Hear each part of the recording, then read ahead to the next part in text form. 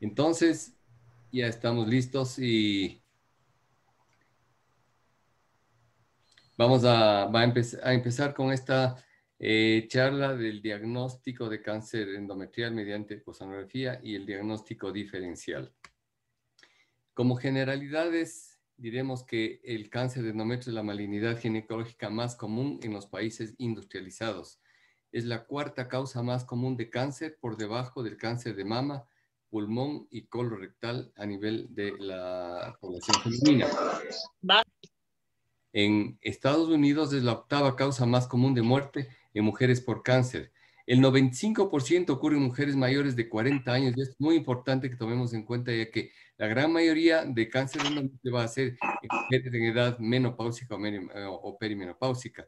Como ustedes ven aquí, la edad promedio es de 61 años. Perdón. ¿Cuál es el análisis que debemos hacer para llegar a un diagnóstico de estos? Entonces, lo primero es un estudio detallado y minucioso de toda la cavidad uterina. Empezamos con la ecografía 2D. La ecografía 3D nos va a ayudar mucho, especialmente con la vista longitudinal transversal y especialmente la vista coronal, que nos va a ayudar mucho a hacer un rastreo virtual de toda la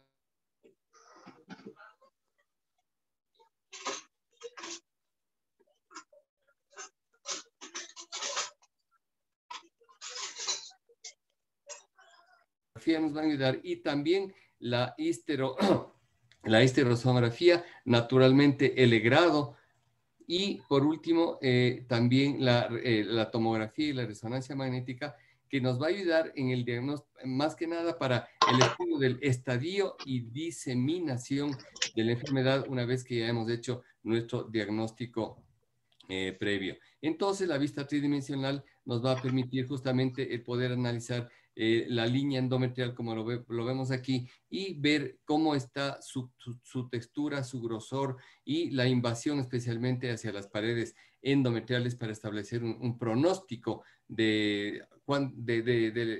posterior de la vida en pacientes ya diagnosticadas de cáncer endometrial. Muy bien. La incidencia, en respecto a la incidencia del cáncer endometrial, representa el 3% de todas las muertes femeninas por cáncer. Tiene una relativa baja tasa de mortalidad. Como ustedes ven, el 75% de cánceres se establece en mujeres posmenopáusicas. Del 20% de premenopáusicas, el 5% apenas, estamos hablando de premenopáusicas, un 5% apenas son menores de 40 años al momento del diagnóstico, de modo que la gran mayoría es en mujeres posmenopáusicas. Los factores de riesgo son estos cuatro fundamentalmente: la mujer posmenopáusica, obesidad, diabetes e hipertensión. Estos cuatro son los más importantes. Sin embargo, existen otros factores de riesgo, como está aquí la exposición a estrógenos exógenos, un riesgo familiar, la toma de tamoxifeno, la edad avanzada, la diabetes, la hipertensión arterial, menopausia tardía, síndrome de ovarios poliquísticos, la nuliparidad, historia de esterilidad, menarquia temprana, entre otras cosas. Muy bien. Es importante anotar que los estrógenos son las hormonas que más se relacionan con el cáncer de endometrio en un 70-80% y procesos no estrogénicos apenas en un 20 a 30%. Entonces es importante el factor estrogénico. Y las lesiones precursoras del cáncer endometrial son, el primero, la hiperplasia simple o quística, un riesgo mínimo de apenas 1%. Si la hiperplasia es compleja de tipo defectuoso, 3%. En casos de hiperplasia atípica, que naturalmente va a ser ya un diagnóstico histológico, si es que es simple, un 8%, si es que es complejo el diagnóstico, un 30%. Y la hiperplasia polipoide con pólipos endometriales en menor incidencia. Perdón, doctor, solo lo voy a interrumpir. Patricia Sí. Paucara, sea tan gentil de apagar su micrófono. Patricia Paucara, a favor, apagar su micrófono. Disculpe, doctor Moncayo. Sí. Parece que no oyó el mensaje. A mí me encanta. Bueno. Yo pensé que era Rosero. Patricia Paucara, a favor, apagar su micrófono. Patricia Paucara, apagar su micrófono. Doctor, usted también puede apacharle a el botoncito para desactivarle el botón. Muchas gracias por el consejo, por favor. Gracias, doctor Wilson. Muy bien. Bueno, es importante saber esto del comportamiento, como les mencionaba hace un momento, pues, de la hiperplasia endometrial, ya que cuando se encuentra... En el congelador. Híjole. Bueno, Doctor Moncayo, usted tiene ahí la oportunidad también de silenciarlo. Mil disculpas, usted tiene el rol ahorita en este momento. dejo de... es que yo no... A ver. Sí. Deme un segundito, disculpe, ¿no? Ya. Parece que ya le silenció, ¿no? Ya le silenció, creo. Ahorita. No. Le pongo. Le comento. Ya lo pongo ya, porque ya lo has hecho larga, pero le comento. La chica ya no va. Listo, doctor, disculpe. Ya. Bueno, les decía que la hiperplasia endometrial puede terminar en un cáncer endometrial en aproximadamente cerca de 10 años, pero una hiperplasia, hablo de la hiperplasia simple, y una con atipia puede terminar en un cáncer endometrial en aproximadamente 4 años, de acuerdo a esta estadística. Aquí también tenemos varios, dos tablas, una de la FIGO y otra de la Sociedad Europea de Medicina Oncológica, en el cual nos habla de los estadios, y más les enseño únicamente por hablar de la estadística de los estadios una vez que ya el diagnóstico ha sido establecido. Sin embargo, no sé por qué no puedo seguir ya. Los factores pronósticos para la invasión del cáncer de endometrio y a diferentes estadios es, primero, limitado cuando la invasión miometrial depende de si está únicamente limitado al endometrio. Si el cáncer endometrial tiene una invasión menor del 50% al miometrio, o si la invasión es más del 50% del miometrio, es decir, cuán cerca esté el endometrio hacia la serosa peritoneal una vez que ha invadido el miometrio. Entonces, la sobrevida a 5 años depende de la proximidad del cáncer endometrial a la serosa peritoneal. Si se encuentra a 5 milímetros de la serosa, la sobrevida a 5 años va a ser de un 65% aproximadamente. Pero si se encuentra más lejos de la serosa, es decir, no hay mucha invasión del miometrio, la sobrevida a 5 años va a ser de 97%. Y al respecto de esto, justamente en esta diapositiva, vemos aquí un útero en el cual vemos un endometrio de tipo canceroso, que en la pared anterior se encuentra localizado a aproximadamente 6,2 milímetros de la serosa peritoneal. Naturalmente es una vista por vía suprapúbica que nos va a servir, pero por vía endovaginal, aquí tenemos el endometrio de tipo canceroso, y ustedes se fijan aquí lo cerca que está, apenas a 3,3 milímetros de la serosa peritoneal. Entonces, esto es de mucha importancia para saber el pronóstico de sobrevida a los 5 o más años cuando ya el diagnóstico está establecido. Todos sabemos que la diseminación metastásica va a ser por contigüidad hacia órganos vecinos, especialmente hacia el peritoneo, por vía linfática a metástasis ganglionares, pélvicas, lumbaórticas y más lejanas, más distales, y por vía vascular o hematógena en casos de más diseminación a distancia. Entonces vamos a hacer un análisis del endometrio durante las diferentes etapas del ciclo menstrual. Entonces, aquí tenemos naturalmente todas las etapas, empezando por la época postmenstrual inmediata, en la cual lo que vamos a ver es, como ustedes ven aquí, un endometrio delgado, y puede haber una pequeña cantidad de líquido serohemático, es decir, líquido menstrual residual, siendo la pared endometrial muy delgada en esta etapa menstrual y enseguida de la menstruación. Entonces vamos a empezar a ver cómo analizamos el endometrio en el inicio de la fase proliferativa. Es decir, en el día 3 a 5, el endometrio va a ser muy delgado, refringente, más o menos de 3 a 5 milímetros de grosor. Luego, más o menos, en el día 8 a 10 del ciclo, ya el endometrio alcanza un grosor de 5 a 8 milímetros y su imagen es de tipo, empieza a ser ya de tipo trilaminar o trilineal. Cuando ya estamos en el día 10 a 14, es decir, época preovulatoria, el endometrio alcanza un grosor de 8 a 10 milímetros. Se va a hacer trilaminar o trilineal en forma muy característica y el moco endocervical va a ser filante, hipoecogénico, más líquido, que va a permitir justamente el paso a los espermatozoides en caso de haber una posibilidad de embarazo. Y luego, ya después de esta fase, en el día 16 hasta el 28, el endometrio va engrosándose hasta que llega a aproximadamente 14 o máximo 15 milímetros de grosor, se hace refringente, homogéneo, bien delimitado cuando ya llega a la etapa premenstrual en esta fase secretora, como lo estamos viendo aquí, ya para terminar el ciclo menstrual. Entonces, nos debemos hacer la pregunta, si la hiperplasia endometrial es precursora del cáncer endometrial, entonces aquí la respuesta. Un endometrio mayor de 6 a 7 milímetros en época postmenstrual inmediata en mujeres con ciclos normales, hablamos del diagnóstico de una hiperplasia endometrial. Endometrio de 6 a 7 milímetros. Luego, un endometrio de 16 a 18 milímetros en época premenstrual. Acabamos de decir en las slides anteriores que el endometrio era de 14 milímetros en época premenstrual.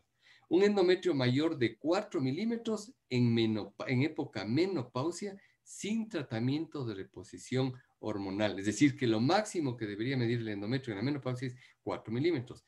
Y un endometrio de 7 a 8 milímetros en menopausia, pero con terapia de reposición hormonal. Entonces, estos son los valores del grosor endometrial que debe tomarse en cuenta en las diferentes etapas y de acuerdo al grosor endometrial para hablar de hiperplasia endometrial.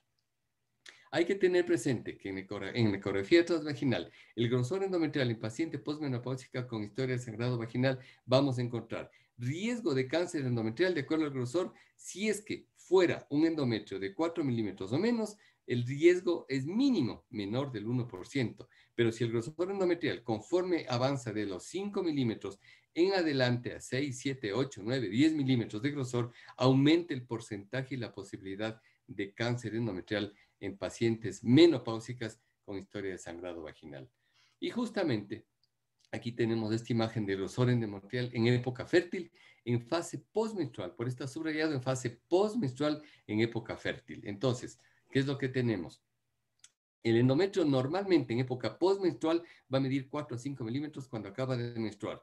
Puede haber un poquito de rezago menstrual y aquí tenemos un endometrio normal de 3.9 milímetros en época postmenstrual inmediata. Acá otro ejemplo de 4 milímetros en época postmenstrual inmediata en una mujer fértil y con valor, naturalmente sin ningún valor ni sin ninguna patología. Otro ejemplo más del endometrio que tiene 3.6 milímetros de grosor.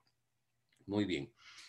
Tenemos también que tomar en cuenta este consenso IETA, que es muy importante, este análisis internacional de tumores endometriales, que nos va a dar ciertas pautas de cómo medir y qué tomar en cuenta para valorar en casos de tumores del cáncer de endometrio. Y entonces, al respecto de esto, ellos recomiendan, en caso de cáncer de endometrio, puede distorsionar la interfaz del endometrio-miometrio y se debe valorar con un ángulo de 90 grados aproximadamente entre el endometrio y el haz de ultrasonido, es decir, el ángulo de insolación, como estamos viendo en este ejemplo, para optimizar la calidad de imagen y especialmente el grosor del endometrio.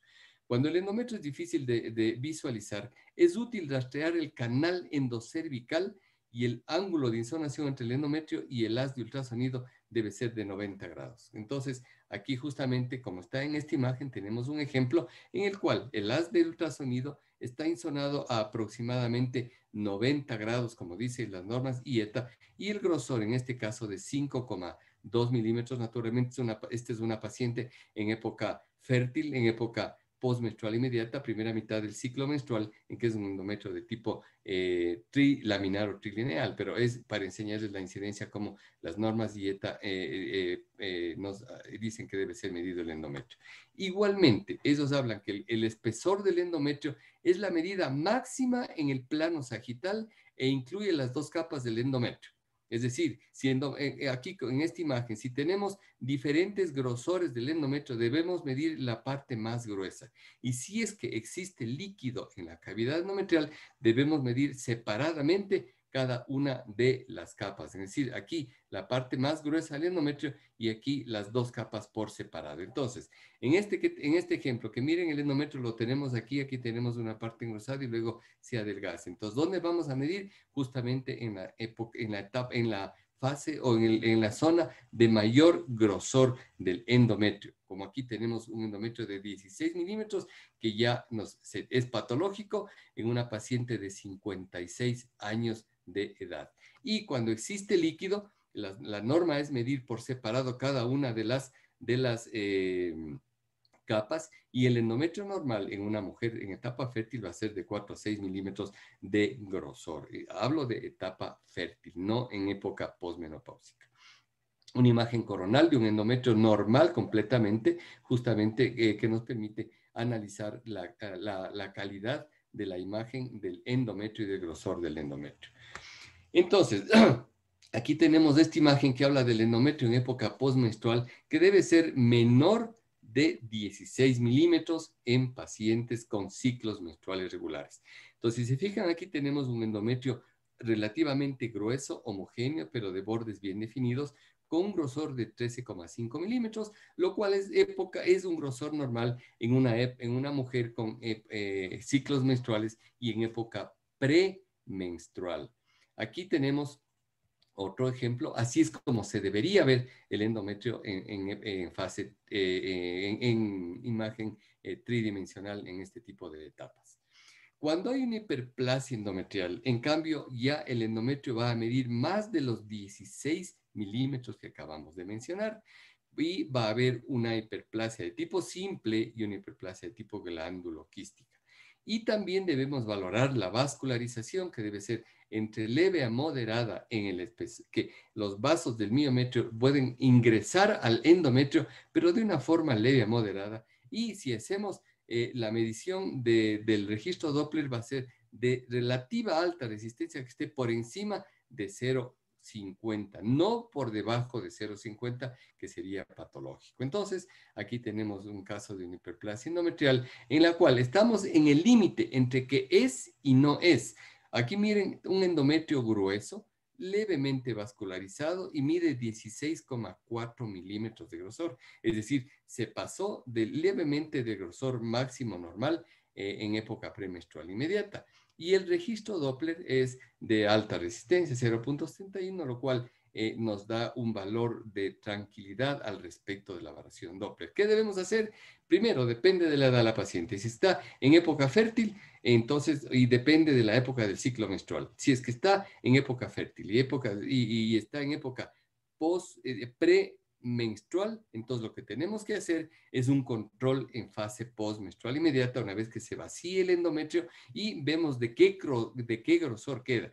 Si es que está entre 4 y 5 milímetros en fase postmenstrual inmediata, estaremos dentro del rango de la normalidad. Pero si en esta etapa el endometrio ya postmenstrual está de 6, de 7 milímetros, ya hablamos de que realmente es una hiperplasia endometrial. Entonces, en este caso de una hiperplasia endometrial, ya el grosor va a ser muy claramente notorio. Aquí tenemos un endometrio de 26 milímetros. Entonces, esto es un endometrio francamente hiperplásico, pero es importante que nos demos cuenta la interfaz endometrio-miometrio, es decir, muy bien delimitado. Aquí tenemos otro endometrio de 43 milímetros, pero fíjense la línea tan bien delimitada y tan bien marcada, y la interfaz entre el miometrio y el endometrio, los cual nos habla de una hiperplasia glandular, una hiperplasia simple. Entonces, cuando esto tenemos deberíamos hacer un control en fase postmenstrual inmediata para verificación diagnóstica, es decir, que en fase postmenstrual va a medir de 6, 7, 8 milímetros aproximadamente, y luego viene ya un legrado que si bien nos va a verificar el diagnóstico histológico y además de eso, pues serviría incluso como de tratamiento en la mayoría de los casos, aunque puede ser recidivante. Hay un trabajo interesante en el cual nos habla de que los bordes del endometrio, en el caso de un endometrio normal, son cóncavos en relación al borde uterino y el grosor de la pared endometrial es más gruesa que en el caso de una hiperplasia, en el cual los bordes van a ser un poco convexos hacia la línea endometrial. Entonces, lo normal es cóncavo y en caso de hiperplasia es de bordes relativamente convexos. Eso como para tener un dato extra, únicamente cuando hacemos tomas tridimensionales, no es que por eso ya tenemos el diagnóstico de hiperplasia.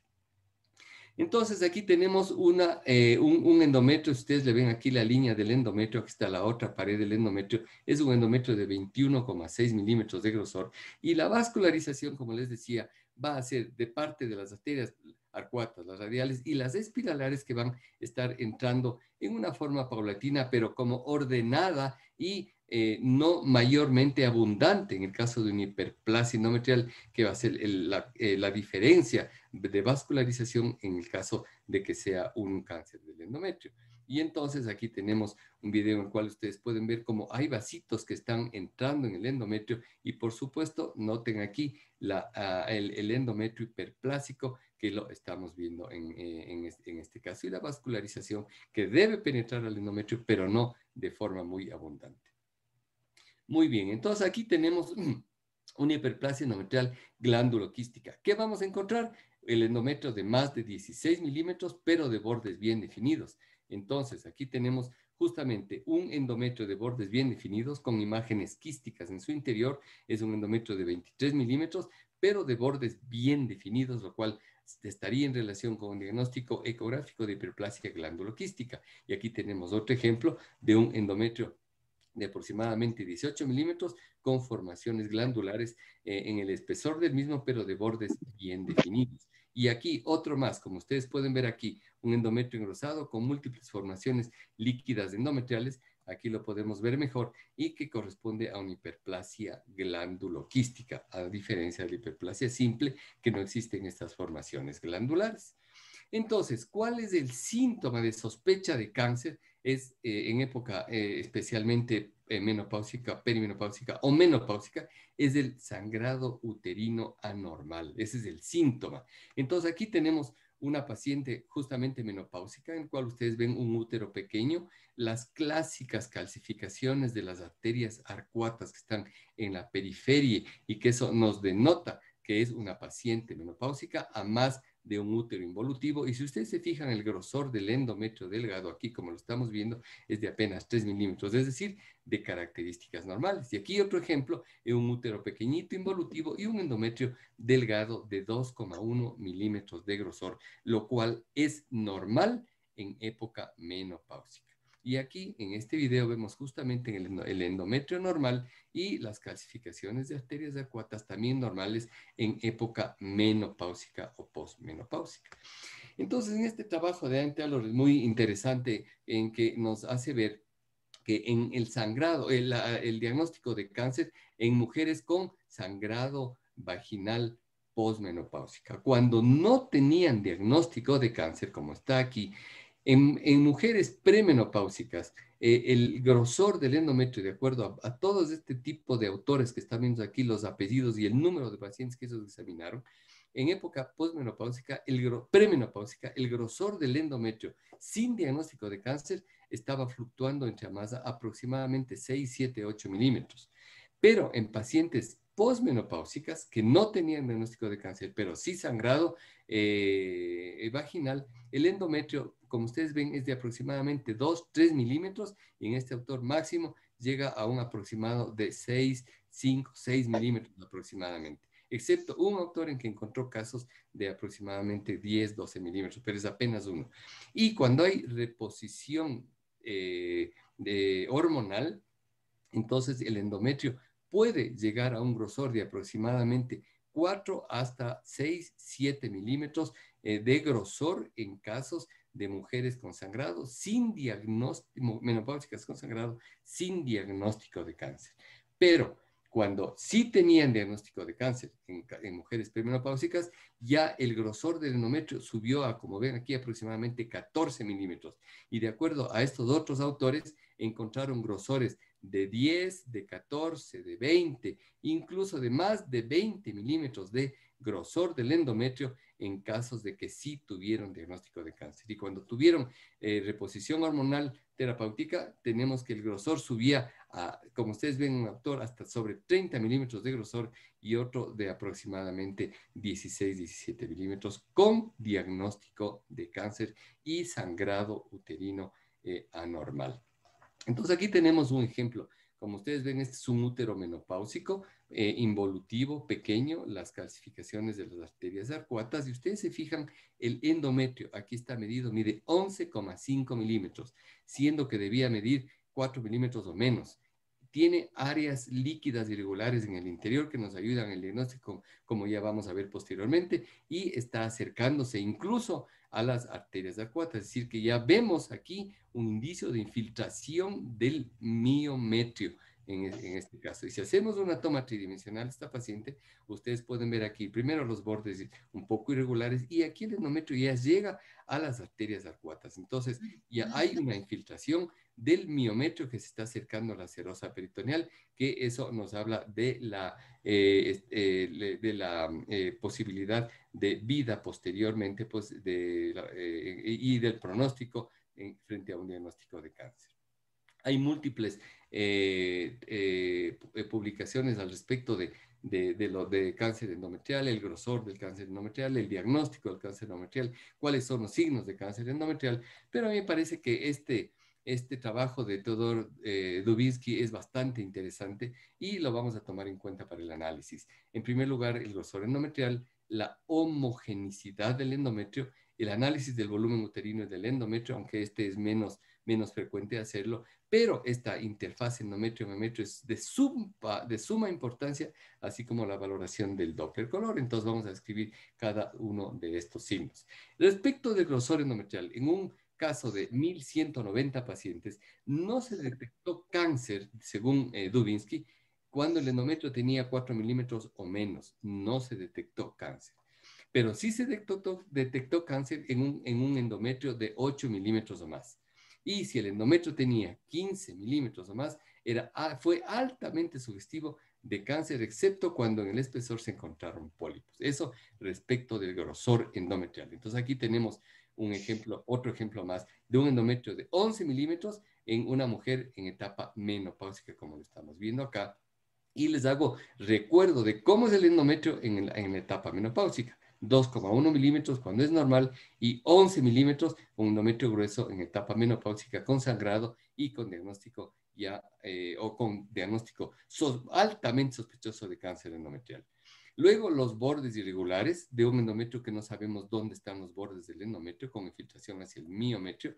Como les había dicho, justamente la cercanía del endometrio a la serosa, es decir, la infiltración al miometrio. Ustedes se fijan, acá tenemos un miometrio grueso y acá un miometrio muy delgado por infiltración del endometrio hacia la pared anterior de la serosa peritoneal y naturalmente podría incluso llegar hasta la vejiga. Y la vascularización también, fíjense cómo hay una vascularización anormal, que ya vamos a topar el tema posteriormente, pero en concordancia con la imagen del cáncer de esta paciente con cáncer endometrial, la vascularización aumentada nos ayuda en el diagnóstico y también en el pronóstico. Luego hablamos como segundo ítem de la homogenicidad del endometrio. Cuando existen áreas quísticas pequeñas, se relaciona con procesos benignos. En los pólipos pueden haber formaciones quísticas pequeñitas y también en la hiperplasia endometrial glanduloquística, como ya la demostré anteriormente. El engrosamiento, en cambio, homogéneo e hiperecoico refringente está relacionado con hiperplasia simple, pero cuando el endometrio es heterogéneo, se relaciona fuertemente con cáncer. Entonces, si aquí tenemos un endometrio, fíjense el endometrio aquí, No es homogéneo, es heterogéneo, tiene un grosor de 23 milímetros, entonces la heterogenicidad, el grosor y la mala delimitación con el miómetro son factores altamente sugestivos de cáncer endometrial. Y aquí otro ejemplo, si ustedes ven los contornos irregulares, la cercanía con la serosa, bordes difusos, endometrio heterogéneo y un poco mala delimitación posterior con el miometrio, son factores, además de las áreas líquidas, son factores altamente sugestivos de cáncer endometrial. Y otro ejemplo de iguales características, un endometrio heterogéneo y enormemente engrosado con áreas líquidas en el interior y bordes difusos, altísimamente sugestivo de cáncer endometrial.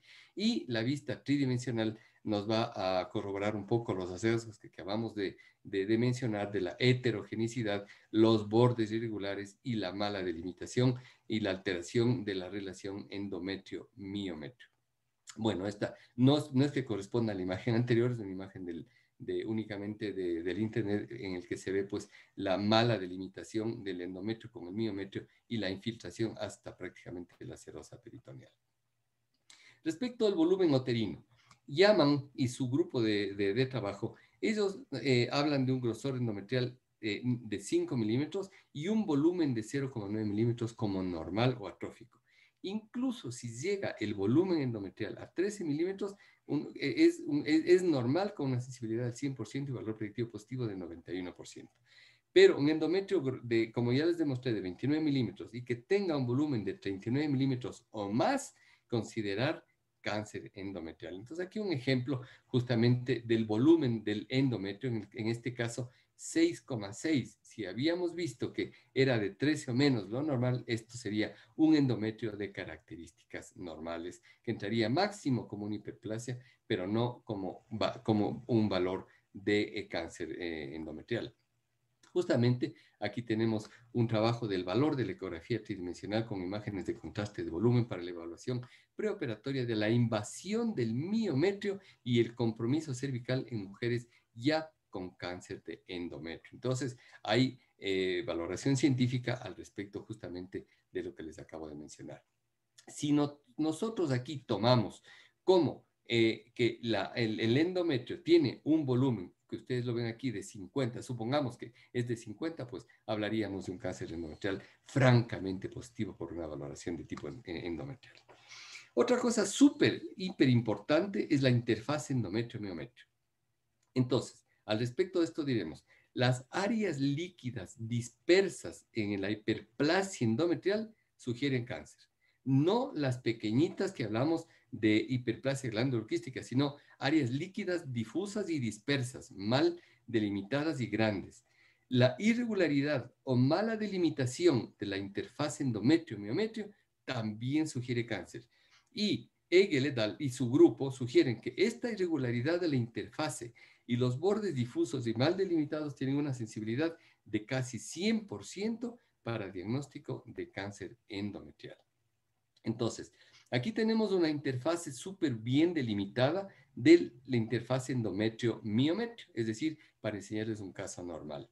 Y acá no se diga miren esta interfase tan bien delimitada del endometrio con el miometrio. Entonces, esto es lo normal como deberíamos encontrar.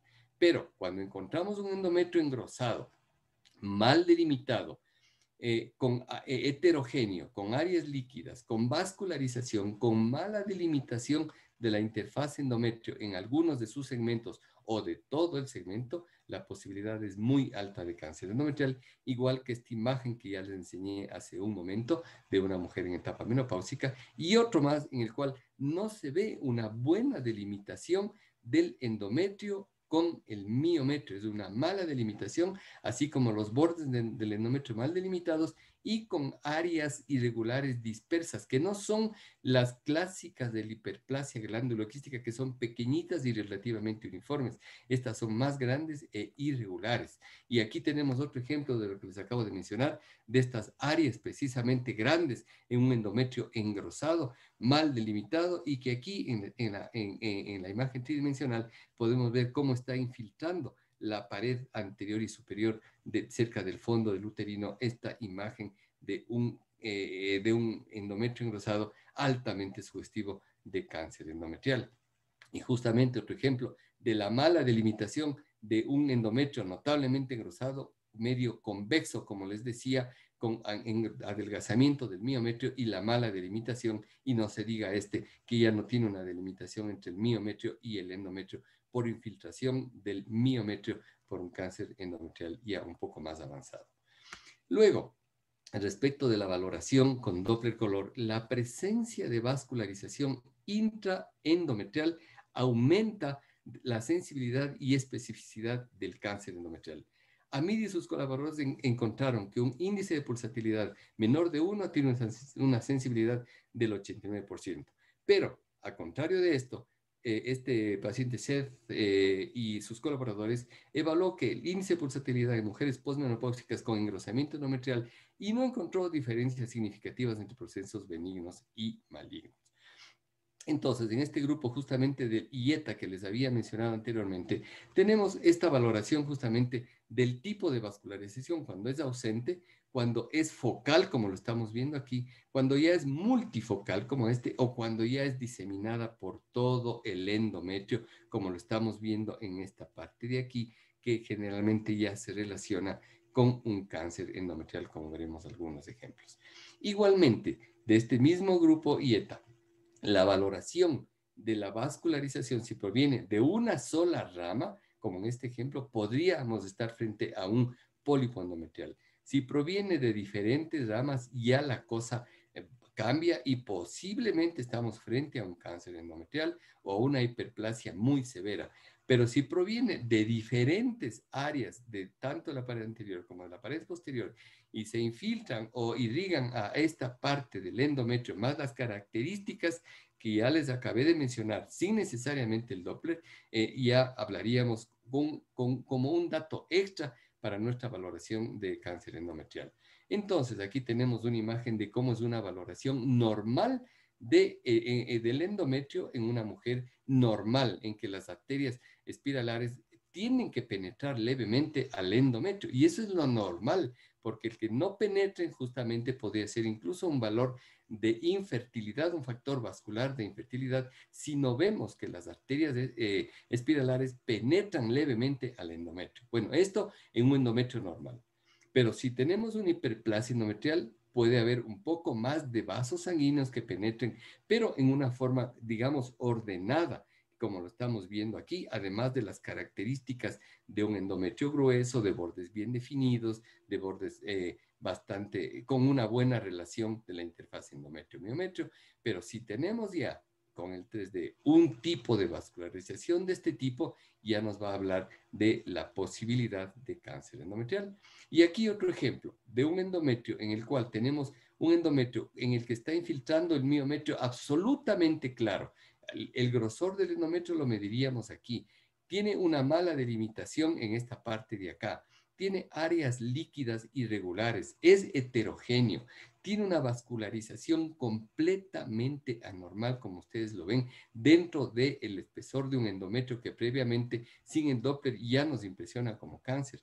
Y aquí solamente la visualización de los vasos sanguíneos de tipo tumoral dentro del grosor del espesor de un endometrio, ya con alta sospecha de malignidad. Estos son vasos de tipo neotumoral, como ustedes lo ven, irregulares, con áreas gruesas, áreas delgadas, con sus arteriovenosos, etcétera, que son características de los vasos de neoformación. Igualmente, otro ejemplo más en el cual vemos vasos gruesos, regulares, de tipo tumoral que están entrando en el espesor de un endometrio notablemente engrosado. Y con el 3D miren este tipo de vascularización completamente anómala en el caso de un endometrio grueso con alta posibilidad de cáncer endometrial.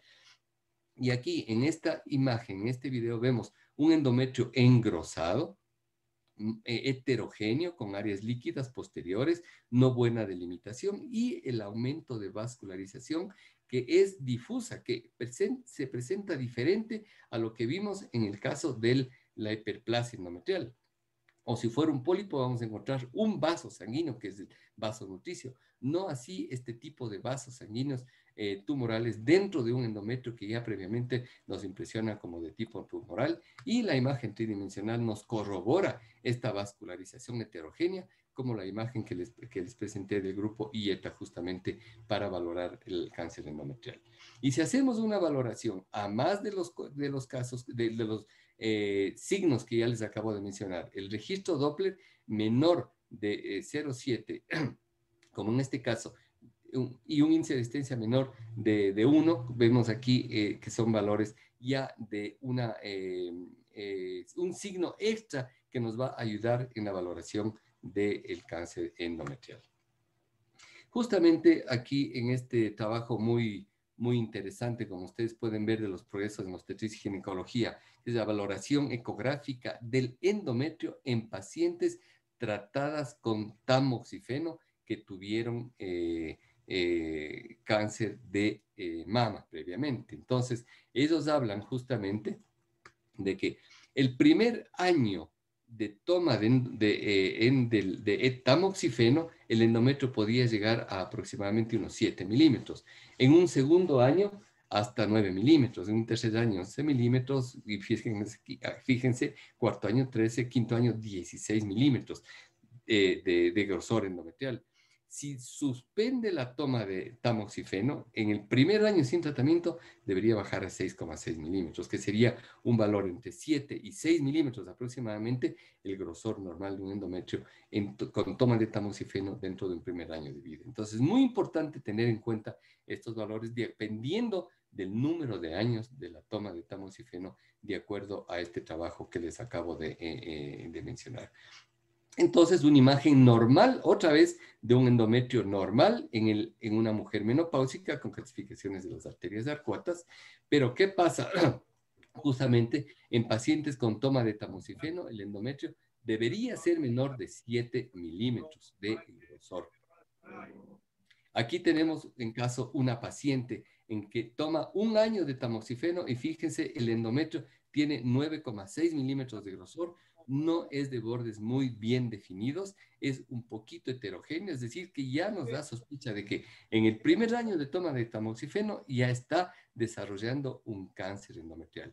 Y si ahí sumamos que puede estar vascularizada con áreas líquidas de bordes mal definidos, mala relación de la interfaz endometrio-miometrio, también nos ayudan en el diagnóstico de la posibilidad de que ya esté desarrollando un cáncer endometrial.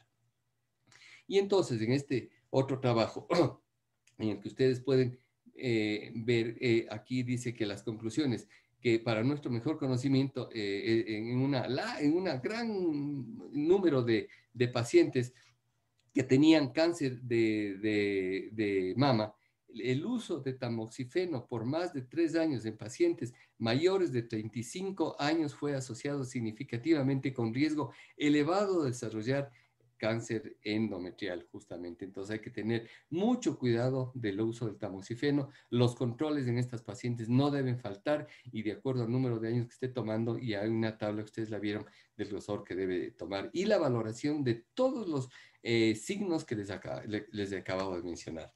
Aquí tenemos un caso muy curioso de una paciente de 80 años, ustedes lo pueden ver aquí, 80 años, que tomó tamoxifeno, tuvo un cáncer de mama, tomó tamoxifeno por 5 años.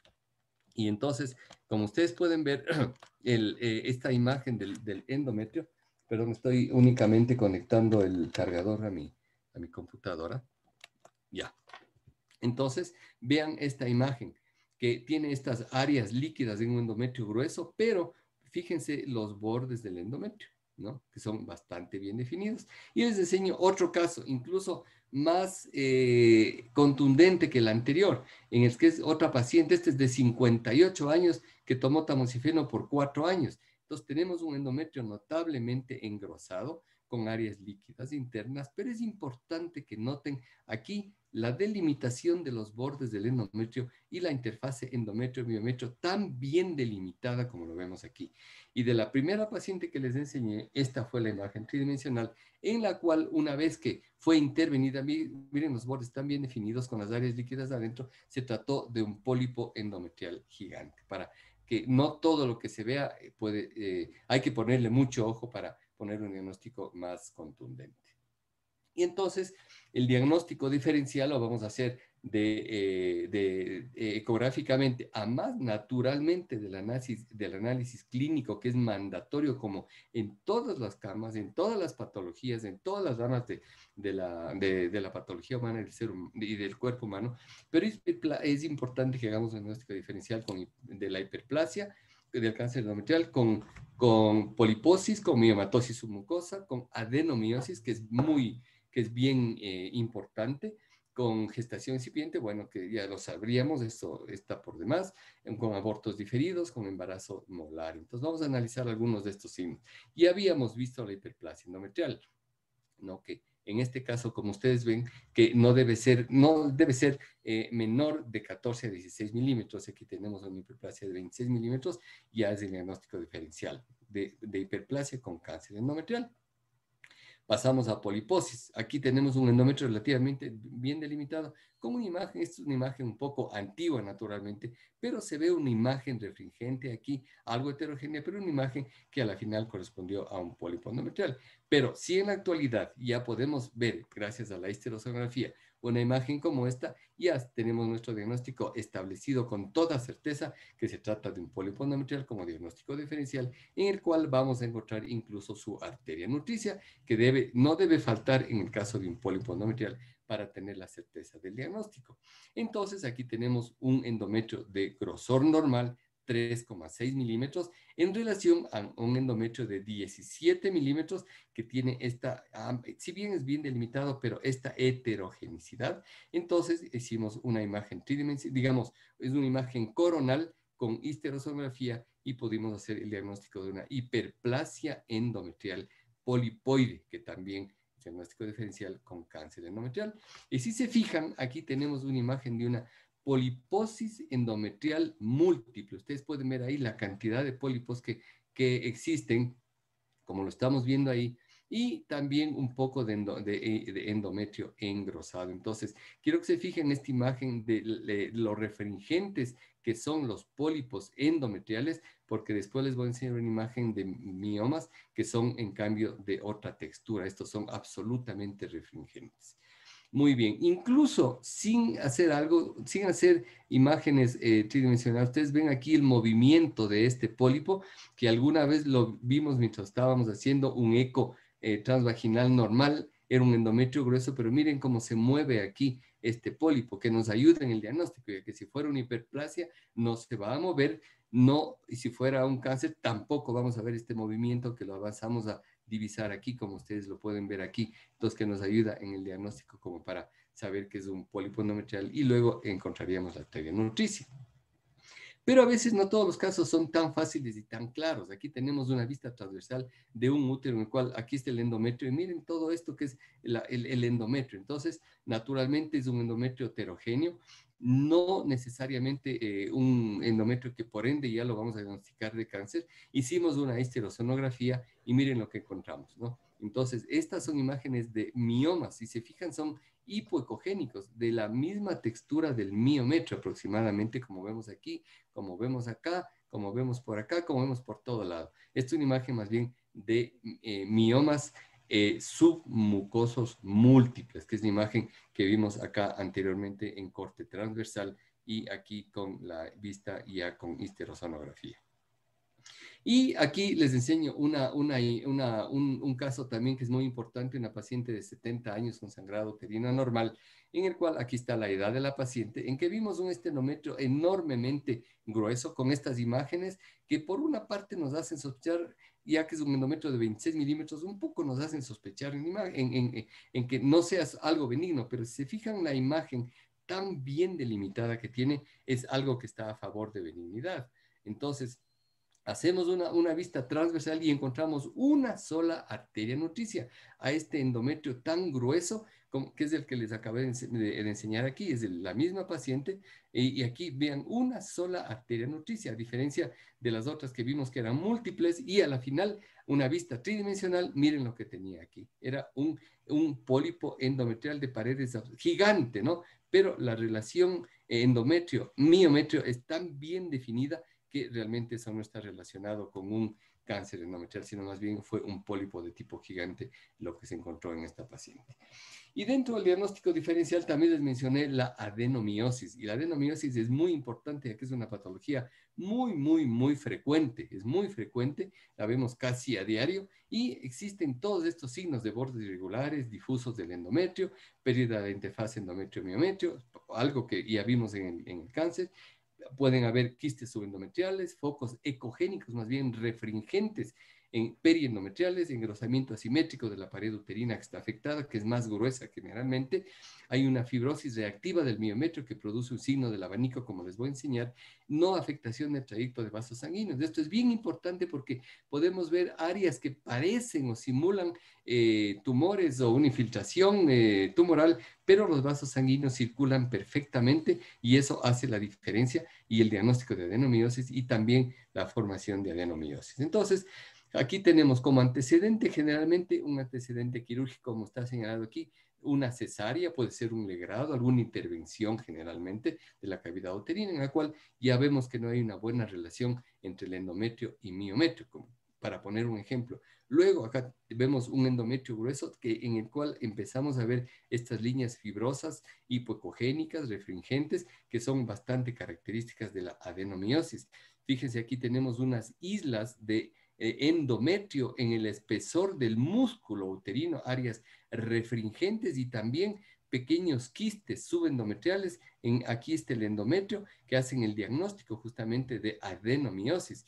Y aquí justo estas líneas que les decía del abanico por fibrosis del miometrio, por infiltración de células del endometrio hacia el miometrio y el grosor aumentado de la pared del endometrio en relación a la pared anterior, como está aquí absolutamente claro y delimitado, y los vasos sanguíneos que circulan libremente, que no tienen problema como que hubiera aquí una infiltración tumoral, pues no, sencillamente los vasos sanguíneos circulan normalmente. Miren aquí lo que les acabé de enseñar, la imagen anterior, la imagen en abanico, el grosor del endometrio y los vasos sanguíneos que circulan normalmente dentro. Estamos hablando del miometrio, ¿no? El endometrio es relativamente delgado, como ustedes lo ven aquí, pero estos signos de adenomiosis en la pared posterior y la vascularización también normal en la pared posterior.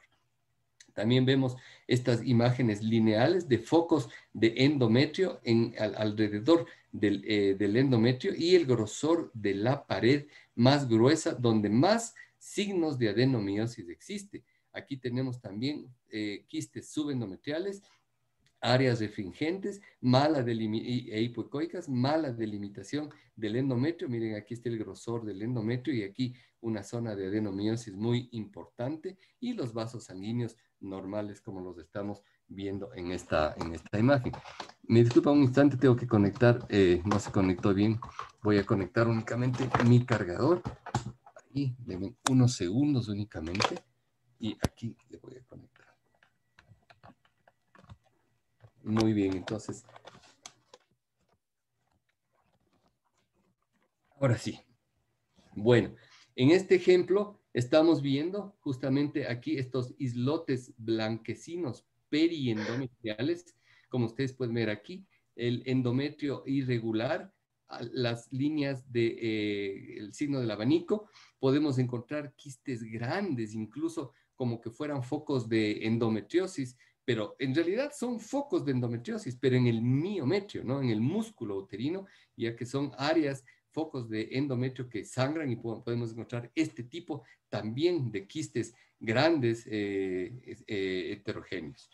Y ya para ir terminando, les enseño un caso de un embarazo molar que también podría confundirse con algo de lo que les he enseñado. Naturalmente, como les dije hace un momento, la clínica es muy importante y los antecedentes de la paciente, pero la imagen nos podría hacer confundir con algo de lo que les he mencionado. Una imagen de un endometrio engrosado, naturalmente es una paciente relativamente joven, amenorreica, en el que no existe una beta-HCG absolutamente elevada. Miren las imágenes tan quísticas o como se llaman, como las típicas vesículas que están hasta el mismo borde del endometrio, casi que parecería que infiltran al endometrio, la imagen tridimensional de la misma paciente, y cuyo diagnóstico pues se trató realmente de la vascularización de baja resistencia. Aquí tenemos un índice de pulsatilidad de 0.58, que es característico de vasos de neoformación,